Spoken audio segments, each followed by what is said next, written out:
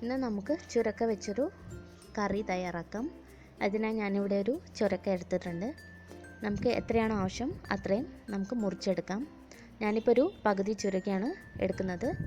ആദ്യം ഇതിൻ്റെ മുകളിലത്തെ ഭാഗം കട്ട് ചെയ്യുക.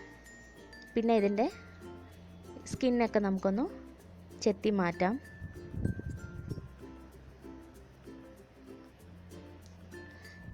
ഇതിപ്പോൾ ഇതിൻ്റെ സ്കിന്നൊക്കെ മാറ്റിക്കഴിഞ്ഞു. നമുക്കിതിന് നടുക്കൊന്ന് മുറിച്ചതിന് ശേഷം കുരു ഉണ്ടോ നമുക്ക് നോക്കാം. ഇതിലിപ്പോൾ വളരെ കുറച്ച് കുരു മാത്രമേ ഉള്ളൂ. നമുക്കപ്പോൾ ആ കുരുവിൻ്റെ ഭാഗം മാത്രം ഒന്ന് മുറിച്ച് കളയാം. ആ ബാക്കിയുള്ള വൈറ്റ് കളർ പാട്ടൊന്നും നമ്മൾ മുറിച്ചെടുക്കേണ്ട ആവശ്യമില്ല. ആ കുരുയുടെ ഭാഗം മാത്രം ഒന്ന് നമുക്ക് മുറിച്ചെടുത്താൽ മതി.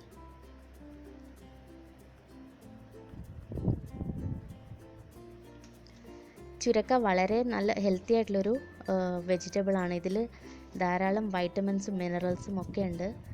പക്ഷെ നമ്മളിത് അങ്ങനെ ഉപയോഗിക്കാറില്ല. ഇങ്ങനത്തെ പച്ചക്കറിയൊക്കെ നമ്മൾ ഒരു ആഴ്ചയിൽ ഒരു പ്രാവശ്യമെങ്കിലും നമ്മളിങ്ങനെയൊക്കെ എന്തെങ്കിലുമൊക്കെ ഉണ്ടാക്കി കഴിക്കുന്നത് വളരെ നല്ലതാണ്.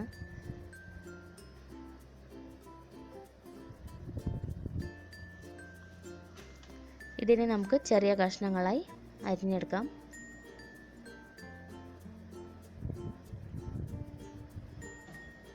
അപ്പോൾ ഞാൻ ഇങ്ങനത്തെ ചെറിയ കഷ്ണങ്ങളായിട്ടാണ് ഇപ്പോൾ അരിഞ്ഞിരിക്കുന്നത്. ഒരു വലിയ സവാള അരിഞ്ഞത്, 2 തക്കാളി, വെളുത്തുള്ളി, 3 പച്ചമുളക്, ചെറുപയർ പരിപ്പ് വെള്ളത്തിലിട്ട് കുതിർത്തത്.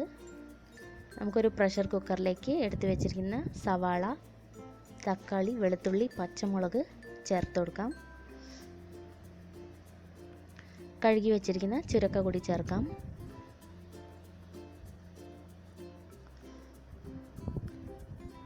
ഇതിലേക്ക് സോക്ക് ചെയ്തിരിക്കുന്ന ചെറുപയർ പരിപ്പ് കൂടി ചേർത്ത് നമുക്ക് ഇതിനെ വേവിക്കണം.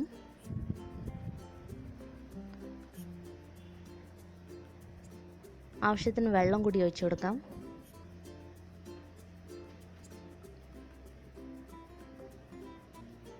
ഇതിലേക്ക് 1/2 ടീസ്പൂൺ മഞ്ഞൾപ്പൊടി, 1/2 ടീസ്പൂൺ മുളക് പൊടി, 1/2 ടീസ്പൂൺ സാമ്പാർ പൊടി ഇതും കൂടി ചേർത്ത് കൊടുക്കാം.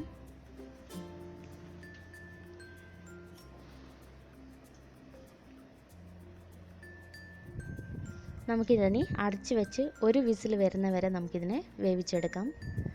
കടുക് വറുക്കാനായി ജീരകം, കടുക്, വറ്റൽമുളക്, കറിവേപ്പില, കായം,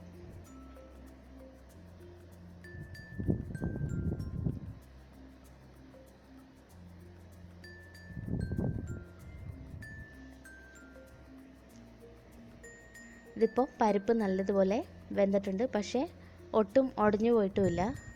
കറക്റ്റ് പാകത്തിൽ വെന്ത് കിട്ടിയിട്ടുണ്ട്.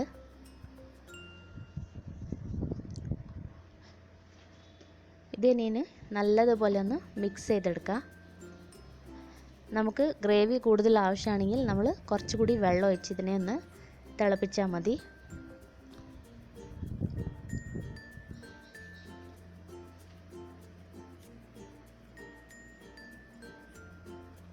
ഇതിപ്പോൾ കറക്റ്റ് പാകമാണ്. അപ്പോൾ ഇതിലേക്ക് ഇനി വെള്ളമൊന്നും ചേർക്കേണ്ട ആവശ്യമില്ല.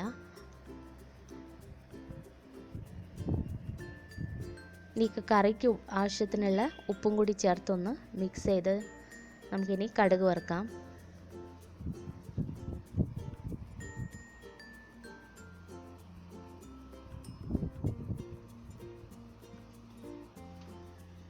പാനിൽ എണ്ണ ഒഴിച്ച് ചൂടാക്കാം.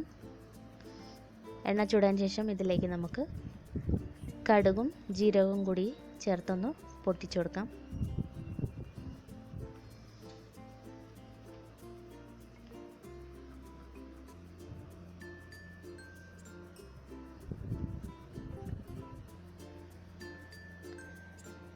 ഇതിലേക്ക് 1/2 ടീസ്പൂൺ കായത്തിൻ്റെ പൊടി ചേർത്ത് കൊടുക്കാം.